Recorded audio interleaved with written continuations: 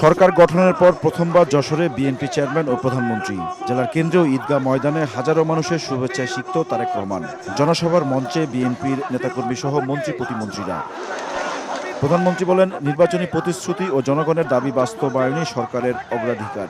ইনশাআল্লাহ ধীরে ধীরে বাংলাদেশের বহু বন্ধ কলকারখানা আমরা আগামী কয়েক মাসের মধ্যে চালু করার ব্যবস্থা করব, যার ফলে বহু মানুষ যারা চাকরি হারিয়েছে বা বহু মানুষ যারা আজকে বেকার, তারা ধীরে ধীরে সেখানে কর্মের ব্যবস্থা করতে পারবে।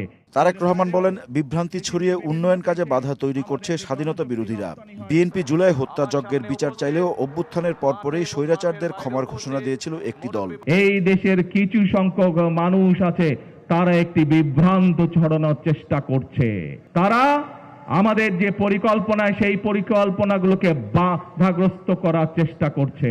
5 তারিখের পরে বিএনপি পরিষ্কার বলেছে, জুলাই আগস্ট মাসে যারা মানুষ হত্যা করেছে তাদের আইনের বিচার হতে হবে। 13টি মশলার এক দারুণ কম্বিনেশনে তৈরি ইফাত রশিদ বিরিয়ানি মশলা। উৎসব এখন প্রতিদিন। কিন্তু আমরা দেখেছি 5 তারিখের পরে কেউ কেউ বলেছিল আমরা সবাইকে মাফ করে দিলাম, বলেছিল না?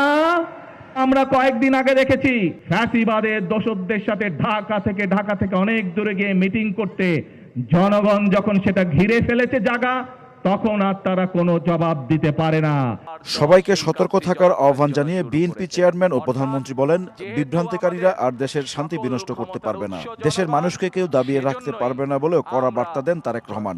আমরা নিজেদেরকে সতর্ক রাখবো যাতে আর কেউ এই দেশে বিশৃঙ্খলা তৈরি করতে না পারে, যাতে করে আর কাউকে আমরা সুযোগ দিব না জনগণের শান্তি নষ্ট করে 173 দিন হরতাল করবে, সেই সুযোগ আমরা কাউকে দিব না।